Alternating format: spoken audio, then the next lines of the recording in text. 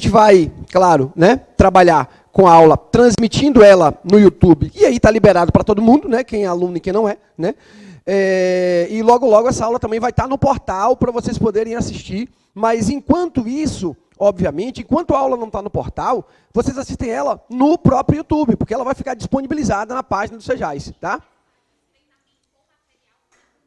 Isso, e os treinamentos, fala com o Diego, treinamento material que o Diego vai passar no grupo aí, para a gente poder acompanhar. E o que eu fiz também, tá? Eu tomei a liberdade de fazer uma modificação.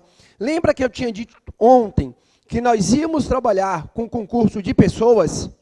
Pronto, não vamos trabalhar hoje com concurso de pessoas.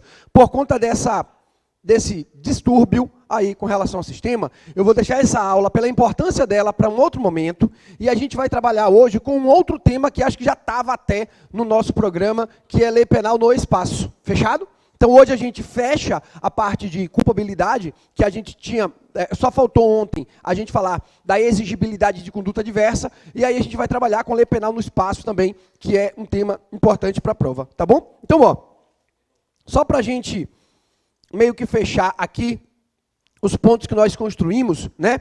Nós estamos trabalhando com a teoria do crime, e pela teoria do crime, o crime é um fato típico. O crime é um fato típico, não é isso? Ilícito ou antijurídico, não é isso mesmo? E culpável. E culpável. Esse é o conteúdo aqui do conceito tripartido de crime.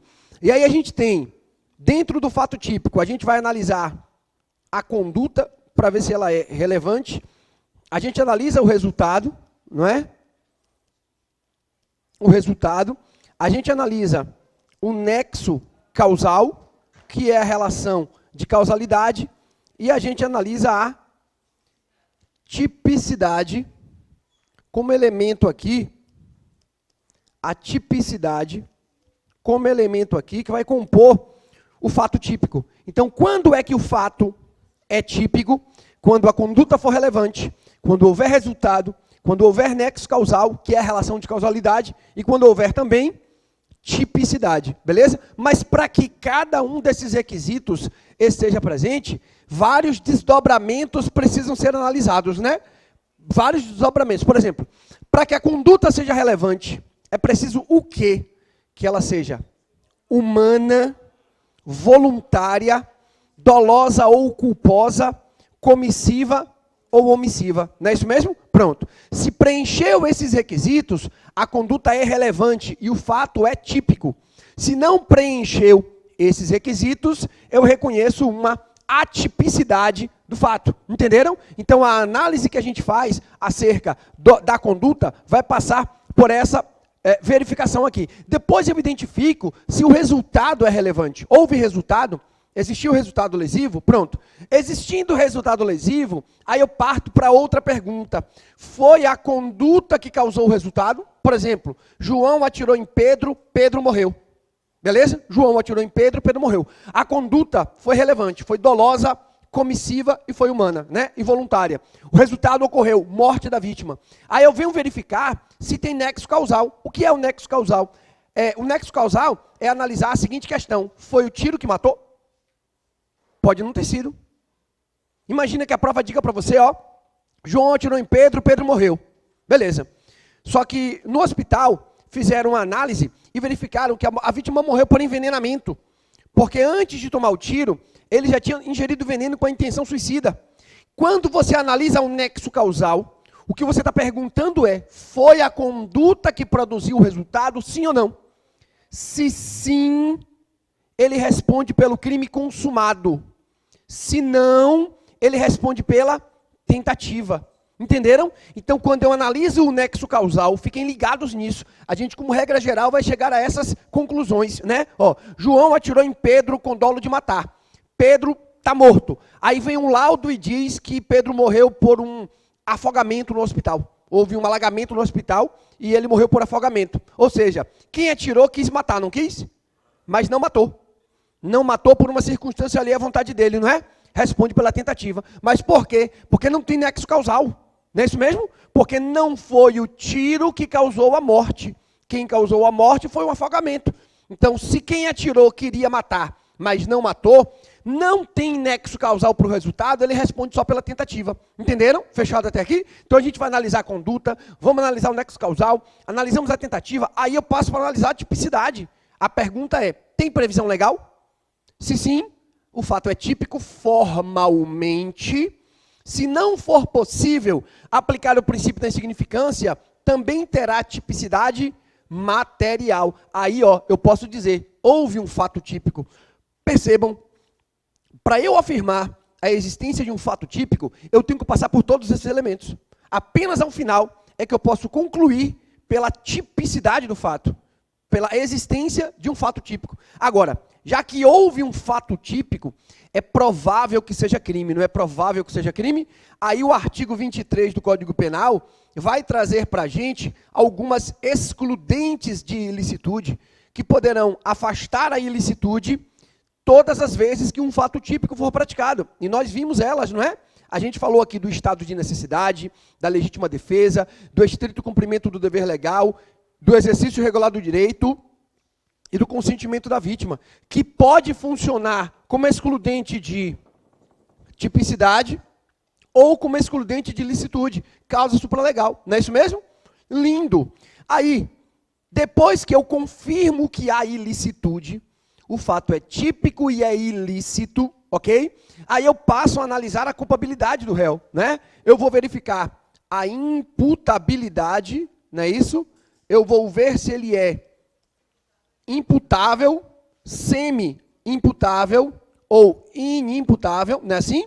E nós vimos na aula de ontem alguns critérios que serão utilizados para essa análise. Artigos 26, 27 e 28 do Código Penal. Mais 2 artigos da Lei de Drogas, né? O artigo 45 e 46. Esses artigos serão identificados para eu poder afirmar se é imputável, se é semi-imputável ou se é inimputável.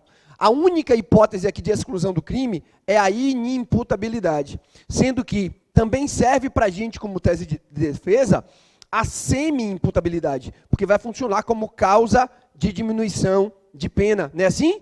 E se é causa de diminuição de pena, é em que fase da dosimetria? Terceira fase da dosimetria, não é? Show de bola. Depois que eu verifico a imputabilidade e concluo pela imputabilidade do réu, ou seja, o réu é imputável, aí eu vou analisar o elemento seguinte, que é o quê? É a potencial consciência da ilicitude. Ou seja, eu vou verificar se o réu tinha consciência da ilicitude da conduta dele. Aliás, na verdade, o que me interessa aqui não é nem se ele tinha a real consciência, né? Basta que ele tenha a potencial consciência, basta que seja exigível dele que tivesse a consciência, mesmo que ele não soubesse, né? Como a gente viu ontem em algumas hipóteses, no caso da apropriação indébita de coisa achada, por exemplo, o código dá 15 dias, né? Então, mesmo que você não tenha a consciência naquele momento, era possível você adquirir essa consciência em uma outra circunstância, e aí o artigo 21 do Código Penal traz lá as condições em que isso se identifica. E o artigo 21 vai dizer, se não tinha a potencial consciência, isenta de pena por conta desse erro, ou pode diminuir a pena na hipótese de o erro ser evitável ou inevitável. Tá simples? Tá tranquilo? Show de bola. Agora faltou um elemento aqui para a gente fechar a culpabilidade. Qual é? Exigibilidade de conduta diversa, né? Quando é que tem crime? Quando for exigível uma conduta diversa. Então, tem que ter exigibilidade de conduta diversa. Se não tiver exigibilidade de conduta diversa, não tem crime. Tem que ser exigível uma conduta diversa. Se não for exigível uma conduta diversa, não tem crime. E o próprio Código, no artigo 22, diz para a gente quais são os casos onde não é exigível uma conduta diversa. O artigo 22 traz para a gente, portanto, causas de inexigibilidade de conduta diversa. E ele vai dar para a gente duas opções, duas circunstâncias que, se estiverem presentes, não será exigível uma conduta diversa. A primeira delas é a obediência hierárquica. Espera aí que eu nem sei que diabo foi que eu escrevi aqui, né? Obediência hierárquica, exatamente, artigo 22.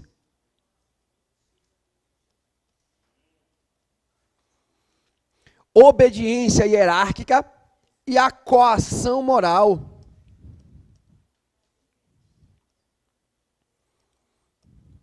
Coação moral. Ok? Dentro dessa análise aqui, a gente vai ter que tomar o seguinte cuidado. Presta atenção. Presta atenção. Ó, a prova, em geral, vai tentar fazer você confundir essas duas circunstâncias aqui com duas outras. Entenderam? A pegadinha da prova é tentar fazer você confundir a obediência hierárquica com uma coisa e a coação moral com outra coisa. Quais são elas? A coação física,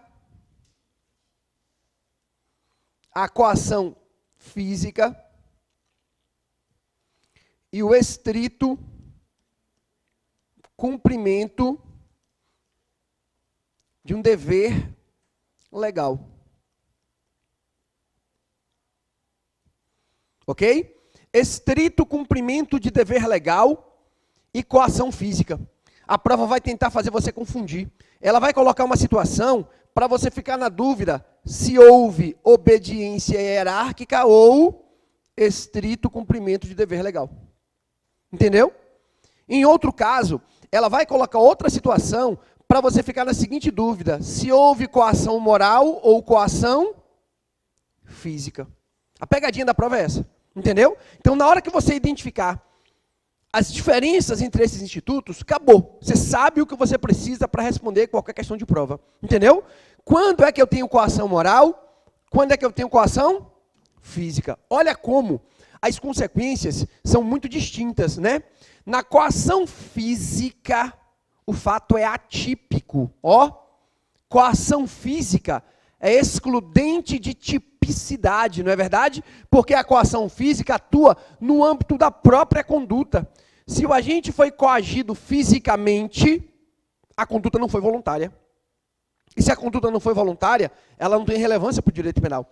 Porque a conduta que tem relevância para o direito penal é a conduta voluntária. Entenderam? Então a prova vai colocar lá um caso, ó. E aí você vai ficar na dúvida, porra, foi coação física ou foi coação moral?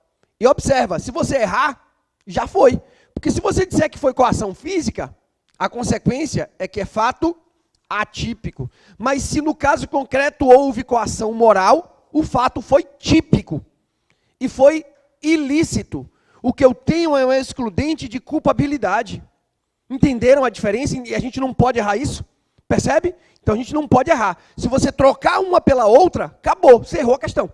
Porque as consequências são muito diferentes. Não é isso mesmo?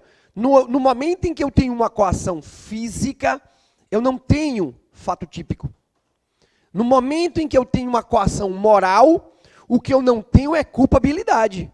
Mas tenho fato típico e tenho ilicitude. Fechou? Como é, Leandro, que eu vou distinguir uma coisa da outra? Gente, na coação física, não foi o agente que praticou a conduta, usaram o corpo dele para praticar por ele.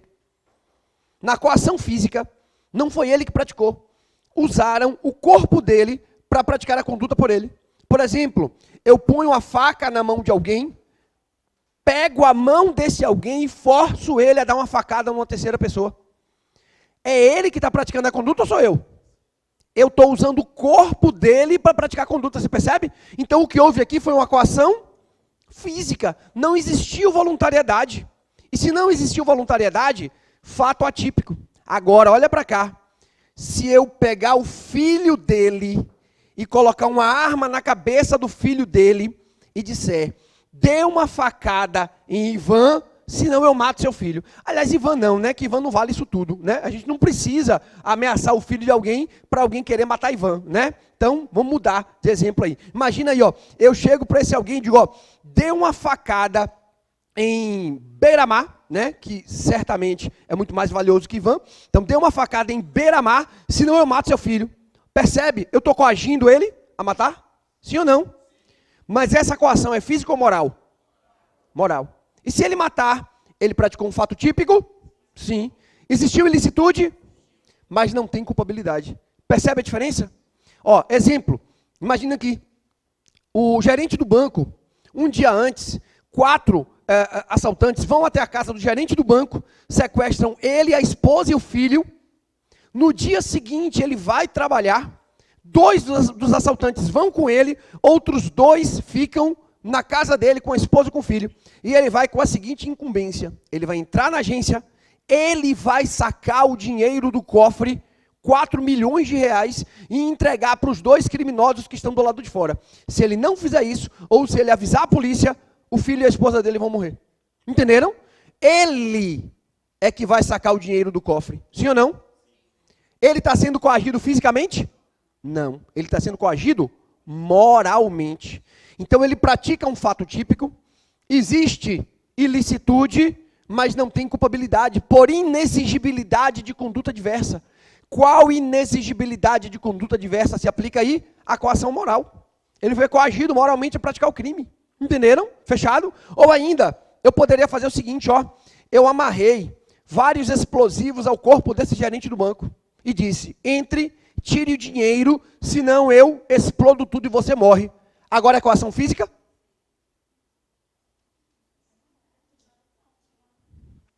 Ainda é coação moral ou coação física? Física ou moral? Presta atenção, olha para cá. A diferença, na coação física não é ele que pratica a conduta. Eu utilizo o corpo dele para praticar. Se eu coloquei os explosivos nele e estou forçando ele a subtrair, quem está subtraindo é ele? Ou eu estou usando o corpo dele para subtrair? A coação é o quê? Físico ou moral? Ou seja, não sabemos a diferença ainda, não é? Tem essa diferença, gente, tem que estar delineada. Olha para cá. Vou pegar um exemplo que a prova já colocou na primeira fase. A prova já colocou um exemplo na primeira fase que elucida as 2 coisas. Beleza? O caso era o seguinte. Assaltantes entraram em um banco. Um deles pegou a mão do gerente, arrastou o gerente pelo chão e forçou o gerente a abrir o cofre da agência. Coação física ou moral? Beleza. O outro pegou a esposa do outro gerente, botou uma faca no pescoço e disse, leve o dinheiro lá para fora, senão mato sua esposa. O gerente então levou o dinheiro lá para fora. Coação? Moral. Percebe? Então, ó, na coação física, o fato de ter agressão não quer dizer que é coação física, não. Para ser coação física, não é ele que pratica a conduta, eu pratico por ele. Eu ponho a arma na mão dele e forço ele a puxar o gatilho com o meu dedo, ó. Eu vou lá, ó, forço ele a puxar o gatilho com o meu dedo. Eu estou usando o corpo dele para praticar a conduta. Entenderam? Imagina, algum aluno passa aqui, aí eu querendo lesionar ele, empurro o aluno para que o aluno caia sobre ele e lesione ele. Não é o aluno que está lesionando, quem é que está lesionando? Mas estou usando o corpo de uma terceira pessoa para praticar essa lesão. Vocês compreenderam? Nesse caso, eu tenho coação física. Se não for essa hipótese, qual é a coação? Moral. Entenderam? Fechado? Beleza. Agora olha para cá. Então vamos lá. Então imagina a seguinte situação. Eu prendi uma pessoa numa cadeira, coloquei ela de frente para outra pessoa que também estava presa na outra cadeira, dei a ela uma arma com uma munição e disse, atire. A cada 10 minutos sem atirar, eu arranco um dedo de sua mão.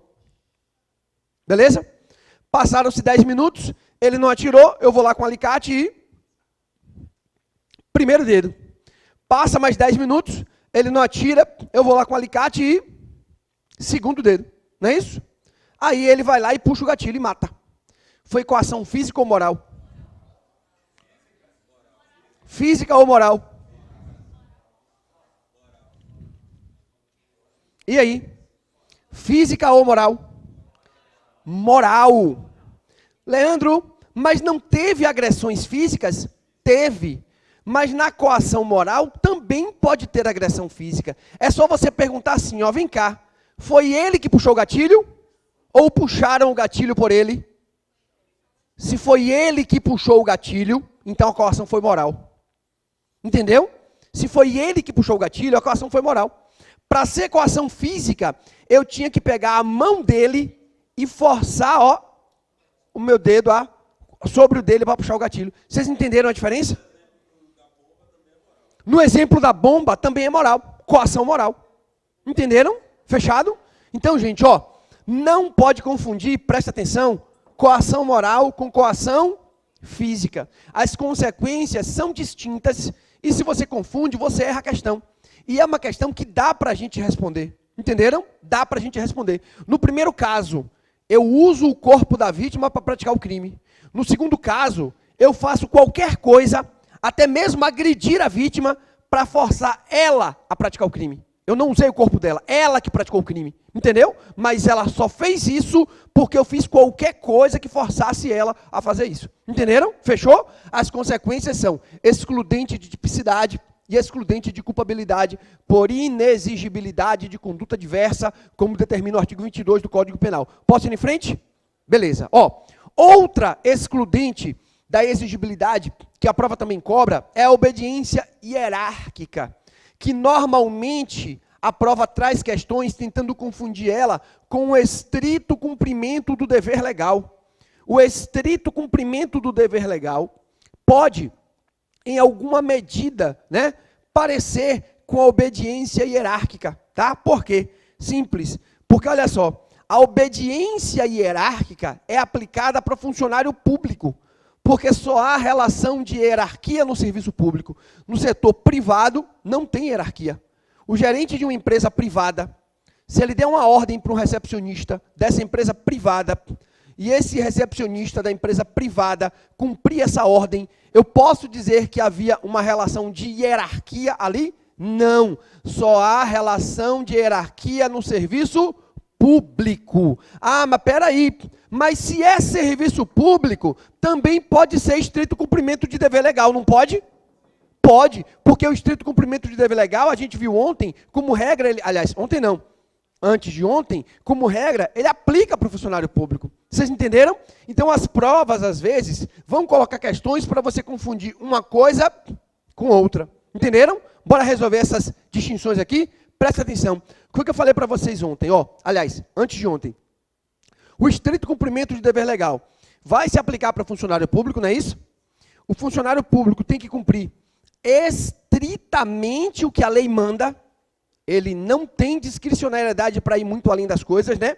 Ele faz estritamente o que a lei manda. Se a lei não mandou, ele não faz, tá? E qualquer vírgula que ele saia da conduta permitida pela lei é por conta dele, ok? O estrito cumprimento de dever legal só vai afastar a ilicitude daquilo que a lei estritamente mandou. Mas teve uma outra coisa que eu disse que é muito cobrada em prova. Vocês lembram? Que é o quê? Só se aplica o estrito cumprimento de dever legal se concretamente o dever existir. Lembra que a gente falou disso? Ó, o caso do policial que cumpriu um mandado de prisão falso. Lembra desse exemplo? Um policial cumpriu um mandado de prisão falso. Um oficial de justiça cumpriu um mandado de busca e apreensão falso. Não é isso mesmo? Mas vem cá, eles sabiam que esses mandados eram falsos? Não. E por isso, então, eles estavam no estrito cumprimento do dever legal? Não. Porque só há estrito cumprimento de dever legal se o dever concretamente existir. Se o mandado era verdadeiro. Se o mandado era correto. Se o mandado era devido. Vocês entenderam? Só posso aplicar o estrito cumprimento de dever legal se tiver tudo ok. Ou seja, no momento em que um delegado manda o policial cumprir o mandado de prisão falso e o policial cumpre, o policial não está no estrito cumprimento de dever legal. Portanto, a conduta do policial é o quê? Ilícita. Mas peraí, mas é crime? Ia ficar estranho, não iria ficar estranho se o policial, cumprindo o mandado de prisão, que ele não tinha ciência de que era falso, respondesse pelo crime. Ia ficar estranho isso, não ia ficar? Mas peraí, ó. Não é estrito cumprimento do dever legal. Onde é que eu resolvo isso? Na obediência hierárquica. Eu vou excluir a culpabilidade do policial porque ele agiu em obediência hierárquica. E aí o artigo 22 vai dizer, ó, ele age em obediência hierárquica a uma ordem não manifestamente ilegal. Percebeu? A ordem que o policial recebeu de cumprir o mandado de prisão era ilegal? Sim ou não? A ordem que o policial recebeu de cumprir o mandado de prisão era ilegal? Era. Se fosse legal, seria estrito cumprimento de dever legal. Não é isso mesmo? Portanto, a ordem era o quê? Mas era manifestamente ilegal? Não. Era uma ordem que parecia ser legal, não parecia? Percebe? Então, a ordem que ele cumpriu não era manifestamente ilegal. Justamente por isso, eu afasto a culpabilidade dele pela obediência hierárquica, já que ele cumpriu uma ordem que não era manifestamente ilegal. Entenderam?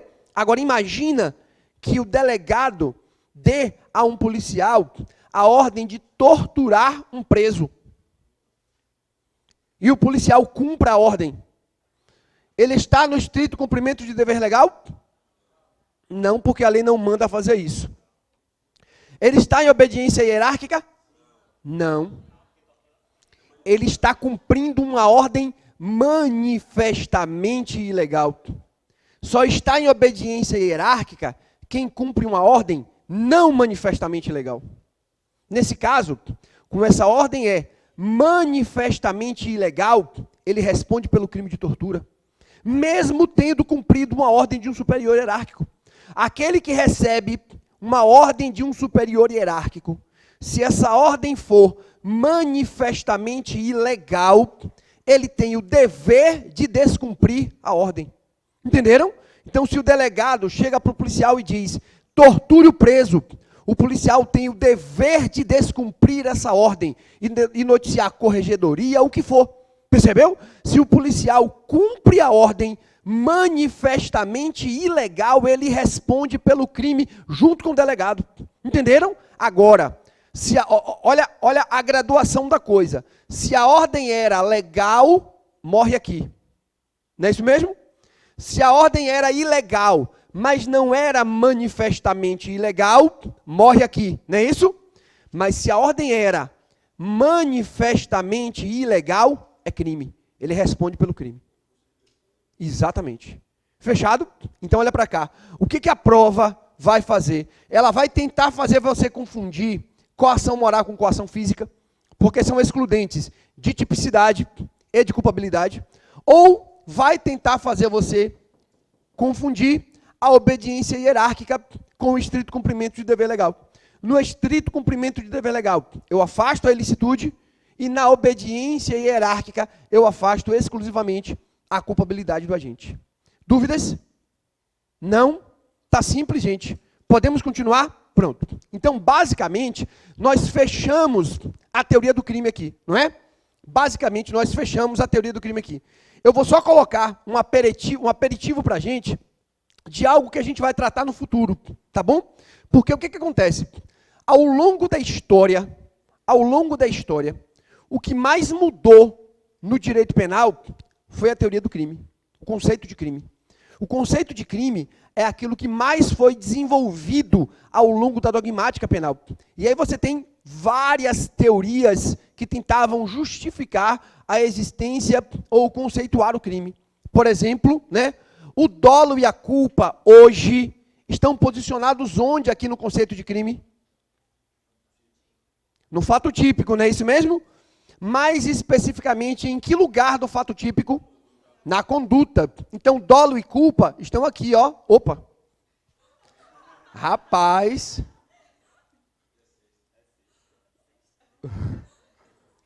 Dolo e culpa. Estão aqui, né? Foi braba essa, não foi? Pronto, vamos lá. Mas já esteve, olha para cá, aqui. Já esteve aqui.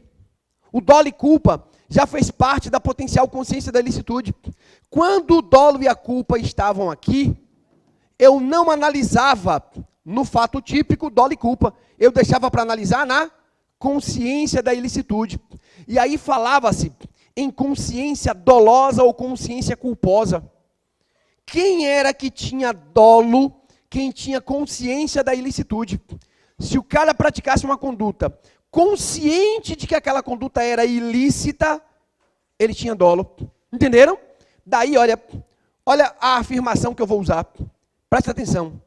Dolo é quando a gente sabe que está praticando um crime. Entenderam essa afirmação? Haverá dolo quando ele sabe que está praticando um crime. Entendeu? Presta atenção. Hoje, como o dolo está dentro da conduta, no dolo, aqui na conduta, ele já sabe que está praticando um crime? Sim ou não? Não. Porque o fato de ser fato típico não quer dizer que é crime. O fato de ter conduta não quer dizer que é crime. Agora olha para cá. Quando o dolo estava na consciência da ilicitude, só tinha dolo quem tinha consciência de que era ilícito. Só tinha dolo quem tinha consciência de que estava praticando um crime. E aí os romanos chamavam esses dolos de dolos malos, dolo do mal. Por que dolo do mal? Porque só tinha dolo quem soubesse que estava praticando uma conduta criminosa. Daí a expressão dolos malos dos romanos. Só que o dolo evoluiu e evoluiu muito. E graças a Welzel, por exemplo, ele sai da ilicitude e vem para dentro da conduta. E olha para cá. Para ter dolo, então, hoje, é necessário que eu saiba que eu estou praticando um crime? Não. Não. Porque antes era. Olha para cá. Há alguns anos atrás era. Entenderam? Só, o dolo estava aqui dentro. Então só tinha dolo quem tinha consciência da ilicitude. Só tinha dolo quem sabia que estava praticando um crime. Hoje, para ter dolo, basta você saber qual é a conduta que você está praticando. Se eu sei que eu estou atirando em uma pessoa, eu tenho dolo. Se eu sei que eu estou sequestrando a vítima, eu tenho dolo. Entenderam? Ou seja, não basta, eu não preciso saber que a conduta é ilícita para eu pensar no dolo. Bora pensar nisso agora, como a gente vai utilizar para a prova. Presta atenção, olha para cá. Um caminhoneiro faz uma viagem Salvador-São Paulo. Chegando em São Paulo, ele, através daqueles aplicativos de carga, né? Ele encontra uma empresa paulista querendo transportar algumas cargas para Salvador. E aí ele, opa, que beleza, não vou voltar vazio, vou voltar recebendo um dinheirinho, né? Aí ele vai então até essa empresa, beleza? O pessoal enche o caminhão dele de caixa, entrega para ele a nota fiscal, dizendo que ele está trazendo diversos televisores, e ele pega esses televisores e pé na estrada para Salvador. No caminho, uma blitz para ele. E dentro das caixas tinham 500 quilos de pasta base de cocaína. Percebeu? Olha só. Qual era a conduta que ele estava praticando? Transportar droga. Era para consumo próprio? Então é tráfico. Percebeu? Ele praticou a conduta transportar droga. Ele sabia que estava transportando droga? Então ele teve dolo de transportar droga? Vocês entenderam? Olha para cá. Se ele não sabia qual era a conduta que ele estava praticando, ele não teve dolo de praticar aquela conduta. Ele não praticou a conduta dolosamente. Antes isso era possível? Não, porque o dolo só se analisava aqui dentro. Vocês entenderam? O dolo só se analisava cá na ilicitude, mas hoje não mais. Hoje o dolo se analisa na conduta. Então quem é que tem dolo? Quem tem vontade de praticar um crime? Não. Quem tem vontade de praticar a conduta. Se ele sabia qual era a conduta que estava praticando, ele teve dolo de praticar aquela conduta. Portanto, quando o erro recair sobre a conduta, eu terei o erro de tipo. Olha o erro de tipo que cai muito na prova aqui. O erro de tipo atua onde, gente? E quando é que eu tenho erro de tipo? Quando eu não sabia que estava transportando a droga, porque eu achei que estava transportando o televisor. Entenderam? Porque para eu responder por essa conduta dolosamente, eu tenho que saber que eu estou transportando cocaína. Entenderam? Fechado? Vou dar outro exemplo. Vamos lá. Pensando em droga. Um cidadão viaja da Holanda para o Brasil, está lá assistindo um jogo da seleção holandesa, e aí, como de costume no país dele, né, ele acende um cigarrinho do demônio por conta lá da emoção da partida, ele ficou meio tenso, ele, porra, vou fumar um baseado. Ele pega um cigarrinho do demônio, vai lá, acende e começa a dar umas baforadas, beleza? É preso, detido, conduzido à presença de um juiz, e lá ele alega, pô, eu não sabia que não podia. Olha para cá. Quando ele fala, eu não sabia que não podia, ele está dizendo que não sabia que era maconha? Ele sabia que era maconha? Ele sabia que estava consumindo droga? Ele sabia qual era a conduta que ele estava praticando? Houve erro de tipo, gente? Não. Ele sabia que estava praticando a conduta a consumir a droga. Não houve erro de tipo. Mas ele achou que a conduta não era ilícita. Vocês sacaram a diferença? Presta atenção. Quando Welzel tira o dolo e a culpa daqui da consciência da ilicitude e leva para dentro da conduta, ele permite hoje que a gente tenha dois tipos de erro. E quais são esses dois tipos de erro? O erro de tipo e o erro de proibição. Antes, quando o dolo e a culpa estavam dentro da potencial consciência da licitude, só existia um erro. Entenderam? Mas agora que o dolo e a culpa vieram para cá, eu posso errar aqui e posso errar também aqui.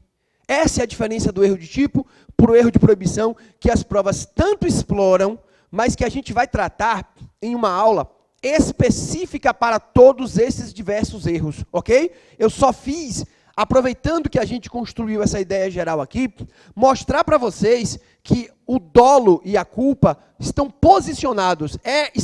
posicionados historicamente na potencial consciência da ilicitude, e o finalismo penal leva o dolo e a culpa para dentro da conduta, permitindo que haja um erro aqui e outro erro lá, quando antes só existia uma hipótese de erro para o agente. Dúvidas? Posso ir em frente? Beleza. Então, bora fazer o seguinte. Olha só. Já que a gente fechou aqui o que iríamos tratar da teoria do crime, eu quero falar de lei penal no espaço. Tá? Eu tinha dito a vocês, para vocês estudarem concurso de pessoas, ok? Mas por conta desse problema no site, então, como lei penal no espaço é uma aula não tão importante quanto concurso de pessoas, não que lei penal no espaço não seja importante, cuidado, cai na prova e a gente precisa se ligar, tá? Mas concurso de pessoas é mais difícil e mais importante, então vou deixar para um outro momento, tá bom? E aí a gente vai falar hoje de lei penal no espaço, seguindo aí aquele cronograma inicial que a gente tinha tratado, tá? E essa ideia de lei penal no espaço é bem simples, ó. Todas as vezes que eu penso na aplicação de lei penal no espaço, eu estou pensando em competência. Competência. Mas competência para julgar uma espécie de crime, que são os chamados crimes à distância. O que é um crime à distância? Um crime à distância é aquele que ultrapassa a fronteira de mais de um país, de 2 ou mais países. Entendeu? Então, quando a prática de um crime ultrapassar a fronteira de 2 ou mais países, eu terei aquilo que a gente chama de crime à distância.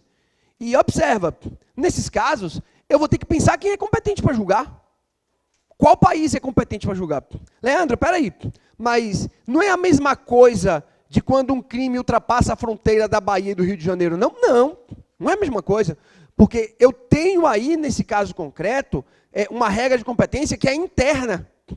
E na hipótese dos crimes à distância, eu tenho hipóteses em que jurisdições estrangeiras serão verificadas frente à competência da jurisdição brasileira. Entenderam? Então, presta atenção. Como é que eu faço para saber os casos em que o Brasil é competente para julgar um crime, Código Penal? Não é o CPP que diz isso. Ok? Quem diz isso é o Código Penal, tá? Bora pensar numa hipótese. Imagina que o cidadão por conta de todos esses distúrbios na Venezuela, né?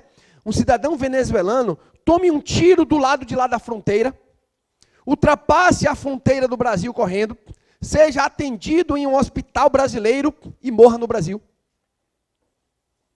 Entenderam? Quem é competente para julgar? Brasil ou Venezuela?